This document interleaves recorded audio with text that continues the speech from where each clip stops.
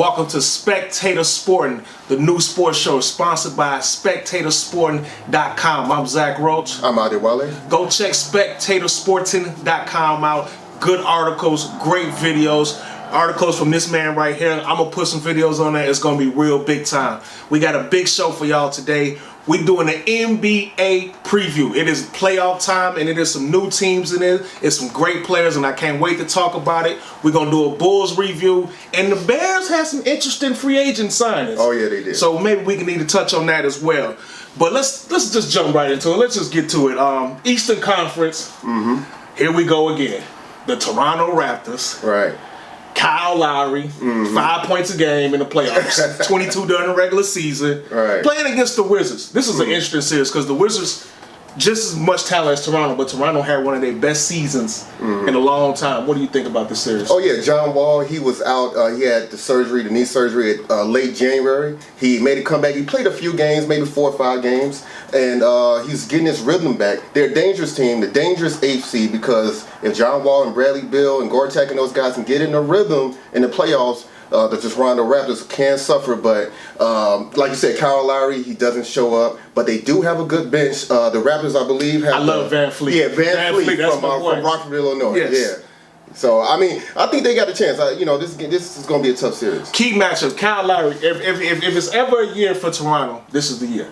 If it's ever a year, like. They've won 56 games, or how many games they win? They was number one in the East. They number one in the East. Right. You got home court advantage throughout. The Cavaliers don't have Kyrie Irving. Everybody's hurt. Even though the Wizards have John Wall, he's still not. We don't know if he's 100% yet. He's just getting back. Right. Boston is missing Kyrie Irving and Gordon Hayward. If it's ever a year for Toronto, this got to be the year, because if they don't do it this year, it doesn't happen. Right.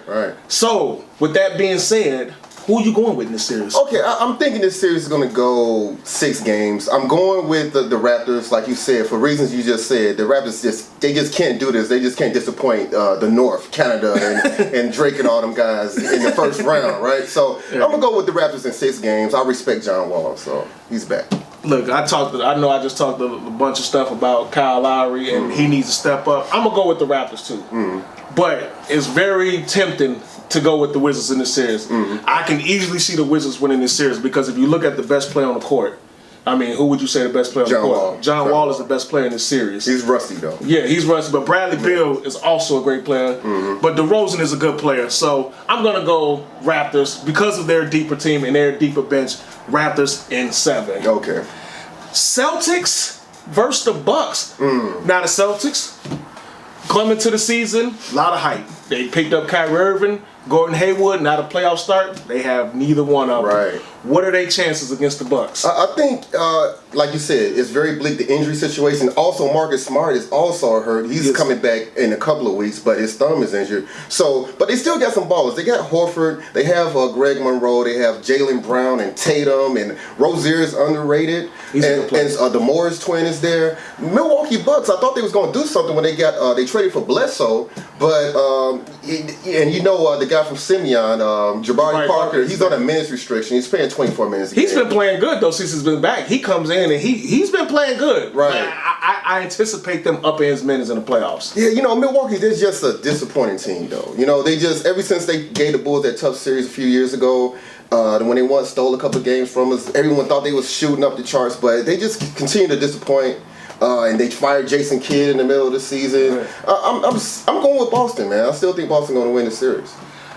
Listen, and in the perfect world, I would pick Boston, but I'm going Milwaukee Bucks in this series because I feel in the playoff series, the players you named, they are good players. Rozier, Tatum, Horford, but a playoff is totally different.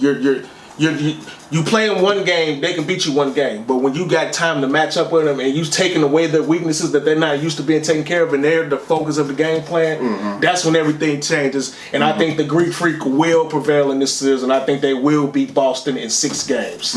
Okay, well, I have Boston in 6 games. Yeah, you have Boston. I have Milwaukee in 6. Okay. I just feel like, and I think Jabari Parker's on the right path. I just think they have the better players now. That's just what it comes down to. On paper, they're better, but it's just something about the chemistry there. I don't know what's going on. The better team, the talent usually wins in the playoff in the best of 7. Yeah.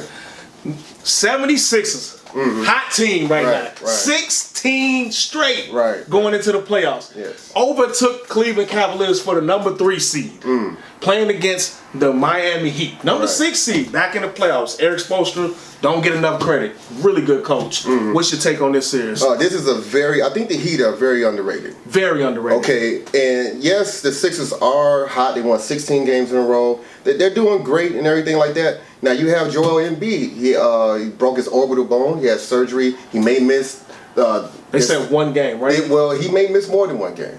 So it may be 1, it may be 2 or 3. Now, you can't be sitting out too many games against this dangerous Heat team. They have 8 players that average double figures on their team, okay? And Whiteside, he gets in Embiid's head. He does. You know? He does. So it's going to be a pretty tight series. I think it's going to be a tight series. I think this might be the best series, in my opinion, that's going to be in the East. Right. Yeah, for the reasons you said. Right. Good matchups. Miami plays hard. They're very well coached too. Eric Spoelstra, once again, I said, does not get enough credit for how good of a coach he really is. Right. And they got physical. They get physical players, and they have a rim protector in Hassan Whiteside. Right. And Goran Dragic is having a great season this year. With that being said, who are you picking? I'm going to go in with the upset here. I'm going to pick the Heat. Ooh. I'm going to go ahead and pick the Heat. I'm going to take them in 7 games. I think D-Wade, he's going to really, last year with the Bulls, he didn't look himself in the playoffs. He got a little bit left in the tank. They got a lot of sneaky players like Olenek and James Johnson, nice role players. I'm going with the Heat. Philly, they're going to do their thing next year. I'm going with the 76ers. Listen, I'm going to tell you something right now. You look at every team in the East. Their top 2 player talent is better than anybody's top 2 talent in the East, in my opinion. Okay. Ben Simmons is the real deal. He's the real deal? He's the real deal. Joel Embiid is unstoppable. They have 2 unstoppable players, I think. And I just think when it comes down to it against Miami, who are a very good team, I just feel like that series is going to Philly in 6. If Embiid missed a couple of games, then I still believe they're going to win the series. So I have Philly in 6. And finally, time to talk about the Eastern Conference champions. I mean, LeBron. How many times he's been in the finals now? 10? 7. He's 7 years in a row. Right. They play the Indiana Pacers, who very surprising team. Right. Victor Oladipo should win comeback player of the year, in my opinion. Right. But they are a very good team. They rose up to the number 5 seed, and they play the Cavaliers. Do the Pacers have any chance in this series at all? Yes, they do have a chance. To me, they're the most surprising team in the East. Very much, I agree. Okay. Even more so than Philly, because Philly, we was expecting them to elevate their game. So with the Pacers, Victor Oladipo, he's doing his thing. He's the leader of the team. They're really sneaky. Cavaliers, you just can't bet against LeBron with Clarkson. They made that trade when they got Clarkson and Larry Nance and Rodney Hood and all Kevin these guys. Love is back now. George Hill, right. So it's going to be tough for the Pacers, man. But I think they'll give them a good battle. I think there'll be some hard-fought games, but at the end of the day, I don't see no possible way they're going to beat Cavs. LeBron is not going out in the first round. It's not going to happen. The Pacers had a good year. We give them credit for that. They surprised some people. You can argue they might have got the best of the Paul George trade when it comes down to it. Right, they might have won that trade because OKC may have undervalued Victor Oladipo. Right. But with that being said, I can't pick them. I can't pick the Pacers. I got Cavs in 5. I'm going to take the Cavs in 6. I think the Pacers is going to make LeBron sweat a little bit. You're going to make him a little bit nervous. I'm going to take the Cavs in 6. Cavs in 5, but it should be hopefully it's a good series. I just want to see the Cavs be challenged in the East this year. I don't want to see them just walk through everybody in the East like they've been doing feel like forever. I don't even know how long. Right. You're watching Spectator Sporting, sponsored by SpectatorSporting.com. When we come back, we're going to talk about the West. We also got our Bulls review, and we're going to pick our finals matchups and a little Bears talk. We'll be back. Welcome back to Spectator Sporting, sponsored by SpectatorSporting.com. I'm Zach Roach. I'm Adewale. We having a lot of fun. NBA preview. We still got Bears talk, and we're going to actually talk about the Bulls season. Did you remember any of the players? Okay, that's a different story. Let's talk about the Western Conference. Now, we talked about the East. The Western Conference first round, very, very good matchups. Let's just go right into it. The Minnesota Timberwolves back in the playoffs. Right. Haven't seen the playoffs since KG. Yeah, 13 years. 13 years since KG. And Sam Cassell, Wally Zerbiak, and Freewell, and Fred Hoiberg. Wow. Playing against the Rockets. Yeah. Number 1 seed. Most wins they ever had ever. Mm-hmm. James Harden, MVP. He's MVP this year. Right. Chris Paul edition. Right. Big time pickup. I mean, people was worried about how that worked. That has worked great. Right. D'Antoni has really coached that well. What do you think about the Rockets versus the Minnesota Timberwolves? This is going to be a fun series. I'm glad the Nuggets did not beat the Timberwolves the other night. And so now you get a lot of star power on the Timberwolves. You got Jimmy Butler, Wiggins, Cat over there doing their thing, Jamal Crawford on the bench. So you got Taj still there. And Derrick Rose is back in the playoffs. He's off the bench. So it's going to be I'm going to go ahead and root for them Timberwolves to go ahead and beat them Rockets. But it's going to be tough with CP3 and Harden. You know, the Rockets, they lead the league in most of their points. 41% of their points is from the three-point land, which leads the NBA by far. So they're just raining threes from all over the place. It's going to be tough to beat them. I agree. I feel like in order for the Timberwolves to have any chance, I know Jimmy Butler's going to be there. I think Karl Anthony Towns is going to be there. But their most important player who really have to show up is Andrew Wiggins. Andrew Wiggins need to start being that number 1 player that he was coming out of Kansas. It's time. Mm-hmm. It's really time to show face. Because if he can show up and play with Butler and Cat, they have a legitimate shot. Because if you look at their team talent, body for body, they're just as talented as Houston. But with that being said, I don't know. Houston is on a whole nother level. Mm-hmm. They haven't lost that many games with Clint Capella, James Harden, Chris Paul have all played together. They've lost less than 10 games. Wow. So with that being said, who you got in this series? The Timberwolves, they don't have enough firepower. Okay, Jimmy Butler, Wiggins, they don't have that many shooters on their team. They rain from threes like the Houston Rockets. That's why I'm taking Houston in 5 games. I'm with you on that too. I got Rockets in 5 games. I think the games are going to be very, very close. I think it's going to be competitive. But I'm going Rockets in 5. James Harden, Chris Paul. I think it's just going to be too much. Golden State. 3 straight finals appearance. Mm-hmm. Last year's champions. Kevin Durant. Worried about Steph Curry's injury. We're going to see how that goes. Right. That's huge. He's out for the first round. But I think for them, the best thing that happened for them was the Spurs losing yesterday, losing to the Pelicans, and OKC winning, so they didn't have to play OKC in the first round. Right. Now they get the Spurs. What are your thoughts on this series?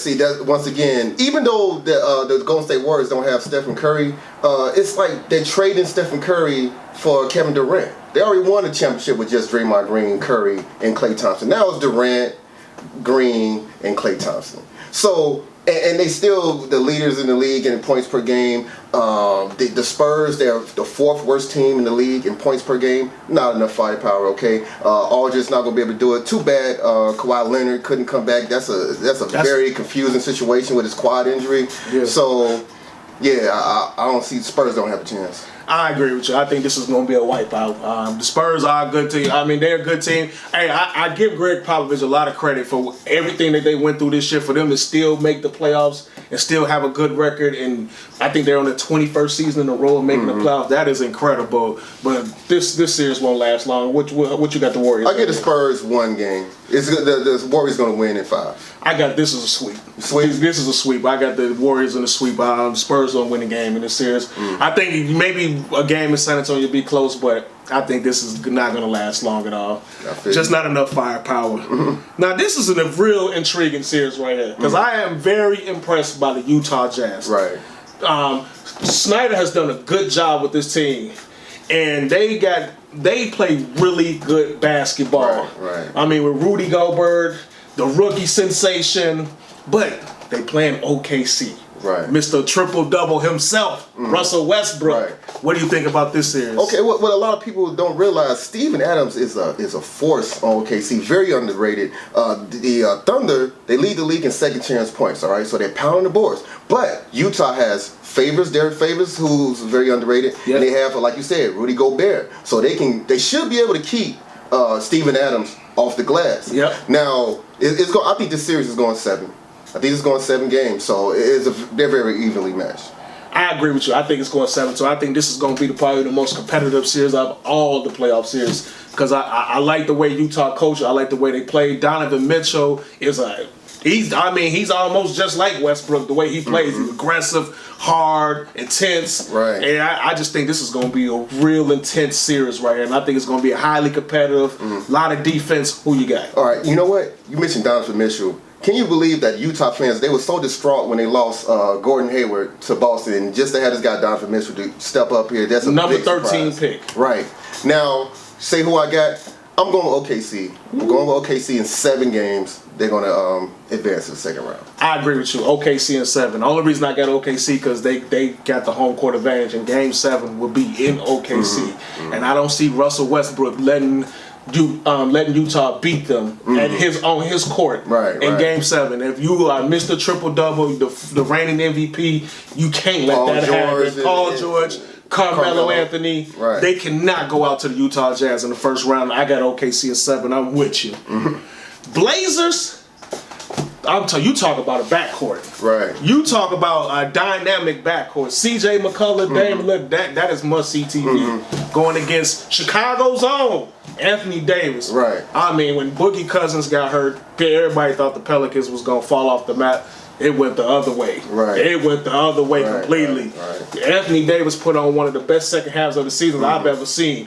What are your thoughts on this series? And don't forget about Drew Holiday. That guy's averaging 19 points, 6 rebounds, 6 assists a game. He's shooting 49% from the field. Very underrated. Rondo also, I talked a lot of mess about Rajon Rondo, but he's gained my respect a lot since watching him with the Bulls and then watching how how good of a leader. He's a really good leader. Right. And Nikola, he's over there. He's averaging about 15 points, 7 rebounds a game. So, but I was looking at that Blazers game when they was playing the Jazz the other night. Damian Lillard, he's a superstar. That guy he could put a team on his shoulders, all right? Then they got the guy Nurkic. They got him on the team now. He's averaging about 14 points, 9 rebounds. He's a solid center in the paint. And McCollum out there. So the Blazers, they're going to advance. You got the this is a tough series. This is another tough series as well. But I'm going with the Blazers as well too because they have the home court advantage. Right. But I feel like this is going 7 games. I got him at 6. I have the Blazers. I got this going. I think Anthony Davis. This is what he's been waiting for. He's got. This is his moment. Now I just think the Trailblazers may have a little bit too much for him because they need somebody else to score. But Anthony Davis, watch out for Anthony Davis in this series. He might average 40 and 20. I don't know, maybe. He can do. I mean, average. That's it.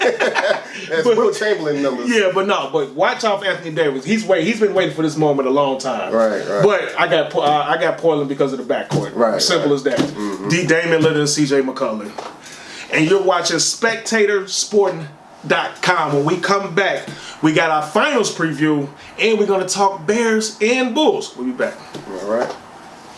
Welcome back to Spectator Sporting. I'm Zach Roach. I'm Adewale. This is sponsored by SpectatorSporting.com. Make sure y'all go on the webpage. There's going to be more videos, a lot of clips from this show, a lot of articles from my man right here. I'm going to throw a couple videos on there. Very good. We've been talking about the Eastern and Western Conference playoffs, which is going to be fantastic. I can't wait. So when all the dust settles, when everything is finally done and we got 2, who's going to be there? Well, I have Cleveland taking out the Raptors in the second round. Okay, so Cleveland's going to make it to the Eastern Conference Finals. And so I have the Heat upsetting the 76ers. Right? Yeah. And so... and then they would play the Celtics. Yeah. I'm going Heat versus Cavs in the Eastern Conference Finals. Wade versus LeBron and all that stuff. And then I get the Cavs going to the finals and the Warriors in Houston in the Western Conference Finals and Warriors beating them. Warriors versus Cavs. Warriors beat the Cavs in 5 games. I'm with you. Almost everything. Almost. Keyword. I got Warriors against the Cavs in the finals as well. Warriors in 5. LeBron's going to get 1 game like he did last year. It's going to be the same thing. It might even be worse this year because they don't have Kyrie Irving this year. Right. So it might even be worse. But I got the Cavs coming out. But the Eastern Conference Finals is a little different. I got the young upstart, Mr. Ben Simmons, Joel Embiid, and the Philadelphia 76ers will play the Cavaliers in the Eastern Conference Finals. That's my prediction. Okay. And I also got Houston against Golden State. Right. Even though OKC is built for the playoffs, And if OKC get in that second round, they're going to be tough to beat with. They're going to be tough to deal with Westbrook, but I agree with you. But real quick, why do you think the Houston can't beat the Warriors in the Western Conference Finals? Why? They can't? Yeah. They just don't. Listen, like I said about the playoffs, when talent shows up. Now, don't get me wrong. James Harden and Chris Paul are very talented, but I don't know if they don't have that third guy. Right. Like Golden State has. Right. Like they got Clay. They got Clay. Right. If Steph Curry injury is a problem. Right. If Steph Curry injury is a problem, then that's a whole different ball game. Then I might take Houston. But if it's 100% Steph Curry with Kevin Durant, Draymond Green, and Klay Thompson, forget about it. Yeah, I just think that they're gonna put the 7-foot Durant on James Harden. Yes. They're gonna put Klay Thompson on CP3. All right, and they're just gonna shut them down. I think the Warriors will beat Houston in about 5 games. I think it's going 7 though. Okay. I think it's going to be one of those epic Western Conference Finals. But I just think the firepower of Golden State will be too much. Golden State in 7. Golden State in the finals. Golden State wins their third championship in 4 years. 4 years. Absolutely. All right. I think it's going to be a great series. And you've been watching Spectator Sporting on SpectatorSporting.com. When we come back, we're going to talk Chicago Bulls. Welcome back to Spectator Sporting. I'm Zach Roach. I'm Adewale. And we've been having a great show. I'm having a good time. We talked about all these NBA playoffs, teams that winning and doing very well. Right. But now we got to talk about our team that hasn't done very well the last few years. Right. The Chicago Bulls. Now, be honest with me. Did you know all the Bulls players that was on the team by the time the end of the season ended? No, I didn't know where Kilpatrick came from. Dude was out there killing. Yeah. Man, Kilpatrick the killer. You know what I'm saying? Never heard of him. I'm going to be honest with you. There's a lot of... I don't know who was out there playing, honestly, the last few weeks of the season. They pretty much just set everybody down. Levine, they shut him down. They shut Chris Dunn down. Right. Marketing was pretty much playing like every other game. So he get that rookie record. Yeah, so you get the rookie record. Yeah. So, but with that being said, what are your hopes for the Bulls' future now after this season? Because obviously we tanked. So let's just call it what it was. It was an okay tanking job. I thought they could have tanked better. Yeah. Well, you know, I like some role players for the future. I like Nwaba. He's like a hustle man off the bench. He's like a Tasmanian devil, just out there hustling and things like that. And then Bobby Portis, I like him, man. He come off the bench, he hits some threes, he gives you some points. Yeah. He's a tough guy out there, getting texts and stuff like that. You need a guy like that off the bench, right? Yeah. And put up some points and get in some skirmishes, right? Yeah. And so now when you go to the Bulls' little big three, okay, you got Levine. He's a scorer. He needs to pass the ball a little bit more. He's kind of a ball hog. But and then you have Lauri Markkanen, 15.7 rebounds a game, led all rookies in rebounds. He was way more than I expected he would be. His ceiling looked like he can average a 20 and 10 easily. Okay, and so but I think the key player on the Bulls team right now is Chris Dunn. If that guy is a good point guard, if he's a solid good point guard, a leader of this team, the Bulls are going to be pretty good. I'm just going to talk about the big three, okay? Because the other guys you named, no offense, they probably won't be here next year. Right? Those guys are all expendable. No one really cares about them guys. Not to say it like that. They are good players. They'll find a team somewhere. Hopefully they do. But the only 3 guys that John Paxson and Gar Forman care about right now on the Bulls at this present moment is Chris Dunn, Zach LaVine, and Lauri Markkanen. They're the only players they really care about. Those are the guys that I consider the core pieces. Those are the guys they're going to try to build with in the future. So with those 3 pieces, do you think we can build with them? Are we on to something with those 3 guys? Levine shows that he can put the ball in the basket. Lauri Markkanen shows he can put the ball in the basket. It's about Chris Dunn. If he can, lower his fouls and his turnovers and increase his shooting percentage, I think, I think the key to it all, if that guy's good, if they found a good solid point guard, Chris Dunn, if he's somewhere between Rondo and Westbrook, somewhere in that range, I'm definitely a Chris Dunn fan. I love his defense. I feel like he's going to be one of the top defenders in the league. Yeah. He's underrated playmaker. When he's playing, the Bulls get good shots. But Lauri Markkanen, to me right now, he's the the one that's going with the highest ceiling. Yeah, he needs to put on some weight. He needs to put on. He's only 19 years old. Right. That'll happen over time. So I like where the Bulls is going. That Jimmy Butler trade was one of the best things the Bulls did in a long time. They've done some awful trades. I mean, we don't got to talk about how they gave up 2 first rounders for Doug McDermott. Right. We're not gonna bring that up though. But so with that being said, what do you do if you're John Paxson, the guard foreman? Right. What are you looking for the Bulls in the draft? Yeah, so they have the Pelicans pick. I believe that's like number 21 or 22. Right now we tied for 6 in the draft with the Sacramento Kings. Okay, a coin flip will probably determine who picks 6 or 7. So prepare for the worst, hope for the best. Yep. So if they pick 7, you know DeAndre Ayton's gonna get picked, and Marvin Bagley, and they're gonna be gone. The guy from Europe, Luka Doncic, is gonna get picked. The guy from Michigan State, Jared Jackson. So maybe the guy. Who messed up his back from Missouri, Porter Jr. Michael Porter Jr. might fall to the Bulls. Yeah. Bridges from Michigan State might fall to the Bulls. I hope they get a small forward like that. Or even Kevin Knox from Kentucky, the freshman. I like him. And so, and also look out for Mo Bamba. They might look for him. He has a 7'9" wingspan. He might be the next Rudy Gobert. So rim protector. They're going to get a good play. Even if 6 or 7, they're going to get a solid guy with a lot of potential. They're going to get I agree. They're going to get a good play. I want them to get a small forward because I feel like Chris Dunn and Zach LaVine are very athletic, along with Marketing, who was, like you said, he's even more athletic than I thought he was. I didn't know he was going to be dunking on no mother like that. I didn't see that at all. I knew he could shoot. Right. I knew he could rebound a little bit, but so those 3 players are very athletic. You add an athletic small forward with that team. Right. They're going to be good. I'm looking at Miles Bridges. I'm looking at the boy from Villanova from the champions, Michael Bridges. Right. I'm looking at some players like that. I think they'll be a perfect fit for the Bulls. Right. And once they get these pieces together, I feel like a superstar that might see this team, they'll be like, wait, look at the Bulls. They got young players. They got a good point guard. They got Zach LaVine. A lot of cap space. Maybe I need to go with them. That's the next big thing. Right. That could be the possible way. Right. What are your expectations for next season? Early prediction.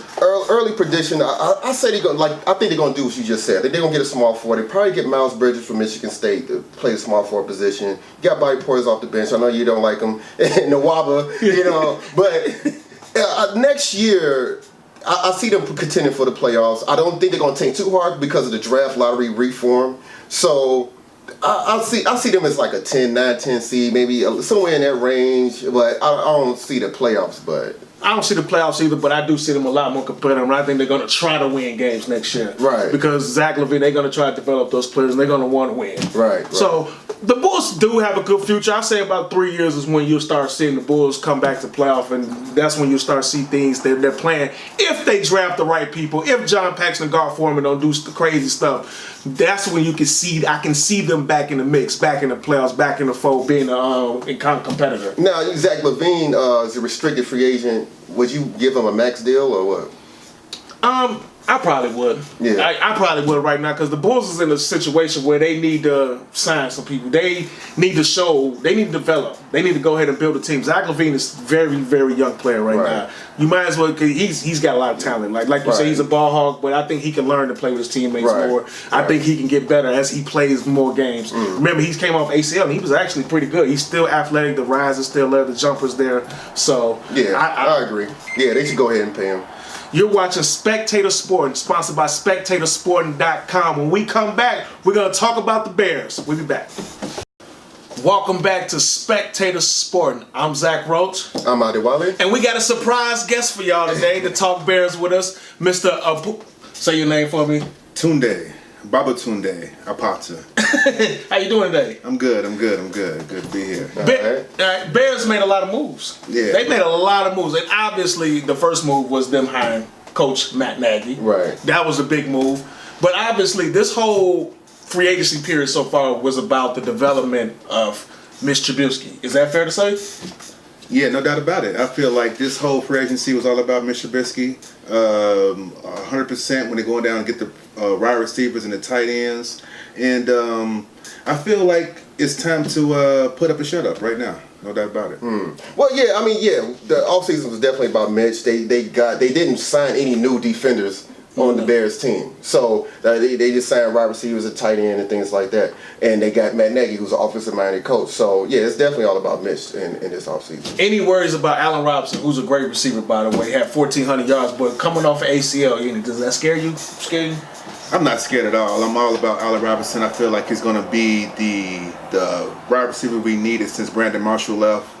We finally get that guy who's going to have all the receiving records, catches, yards, touchdowns. Allen Robinson all day. Yeah, he was kind of a risk, coming off the injury, the ACL. But he's going to bounce back. This is football. People get injured. I'm just surprised they signed him, man. He was the best available wide receiver, free agent, better than Sammy Watkins. Absolutely. And Landry, in my book, he's a big guy, about 6'3", go out there, jump and get it, so that was a great signing right there. I think so. He's one of the best route runners in the NFL as well, too. Mm-hmm. And I think in Matt Nagy's system, coming from the Andy Reid tree, right, that's what they do. They're all about the West Coast offense, getting the ball out quick, and I think he fits perfectly in that system as well. Right. What about Trey Burton, tight end? What do you think about him?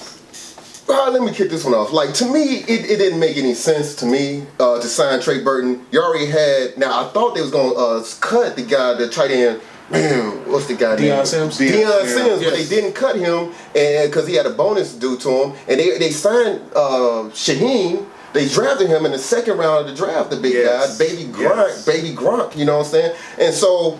And I'm looking, man, we got other needs. We need an edge rusher and things like this. We need other. We lost Mitch Unrein to free agency. We lost Willie Young. We lost Pernell McPhee. And then you put this guy Burton, and he only played a small percentage of the snaps for Philadelphia because he was a third string wide receiver. Third string tight end on a team, and you gave him $8 million a year.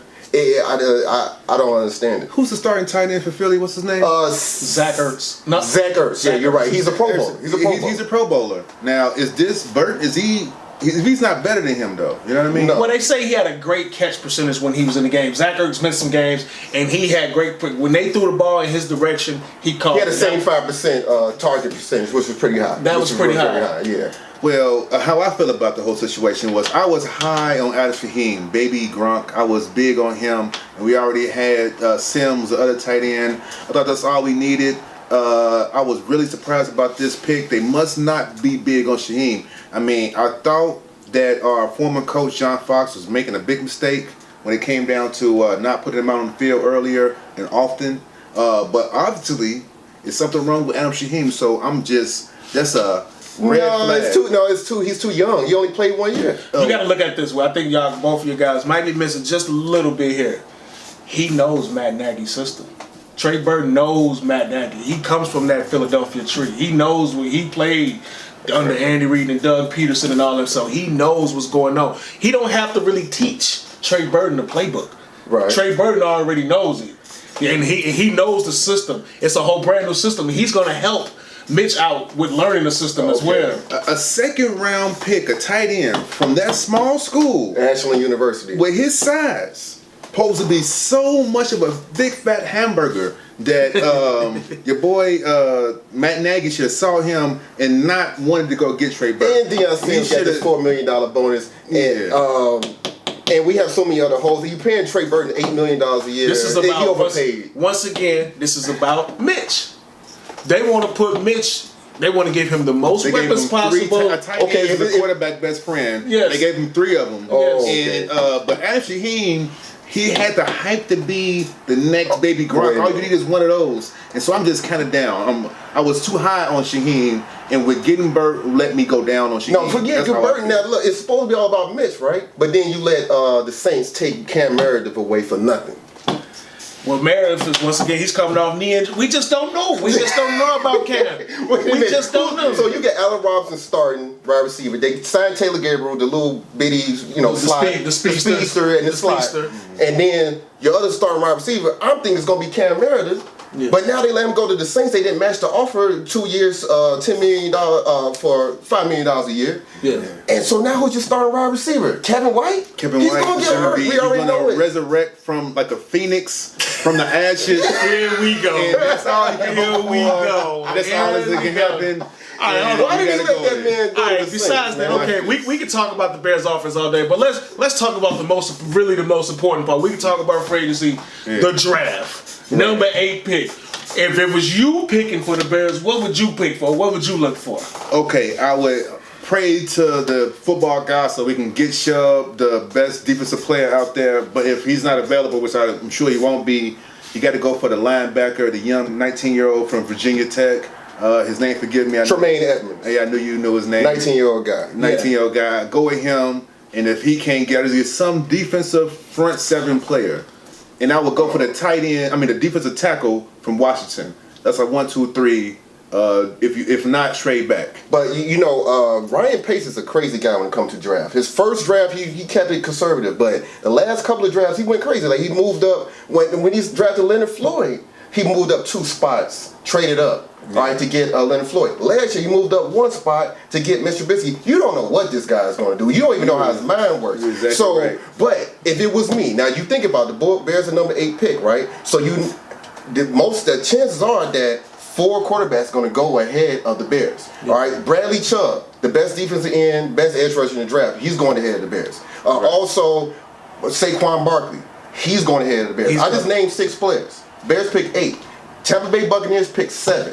All the Tampa Bay Buccaneers are they going to take Quentin Nelson, the offensive guard. They saying he's the best offensive lineman in the draft, and from what I read, it's like he's the best offensive lineman of all time. He's the first ballot Hall of Fame. He ain't played the game yet. Yeah. Okay, so the Buccaneers, they need offensive linemen, but you don't know what the Bucs are going to do. Now, if the Bucs don't take Quentin Nelson, the Bears just hired the offensive line coach from Notre Dame. The Bears taking Quentin Nelson with the number. That's what I think. Pick. I think that's what's going to happen. I think the Bears are going to end up with him, Quentin Nelson, because once again, this is all about, and this goes back to the point we've been saying. This is all about the development of Mitch, because not only do they want to get the receivers and the tight ends, they want that offensive line to protect him. Because at the end of the day, the Bears are going to be still a run first team, but they want to protect Mitch, and this is all about Mitch. And I think they're going offensive line at number 8. I wouldn't be mad if they get him. That means we have the best offensive line in the league. Well, on paper.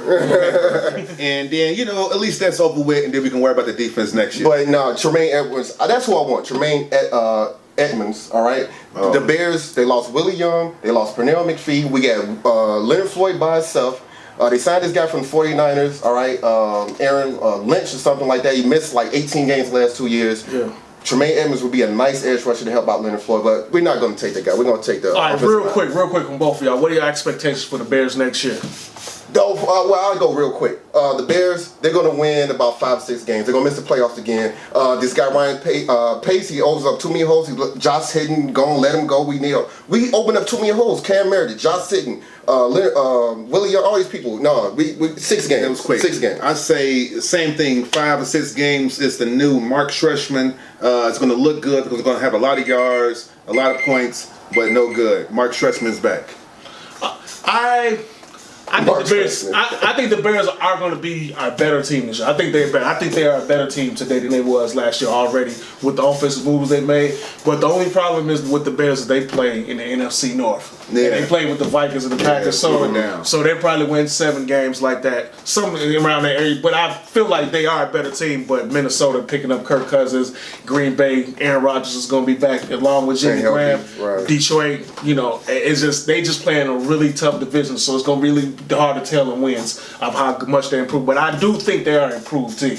Yeah. They will be an improved team. And you've been watching Spectator Sporting, sponsored by SpectatorSporting.com. I'm Zach Roach. I'm Adi Wallace. Shout out to our guest, Mr. Chris Apata. What's the code name? Babatunde Apata. Stay tuned. We're going to have second round playoff previews and much more. Also go to SpectatorSporting.com for more videos and clips of this whole show. We out. All right. Yeah.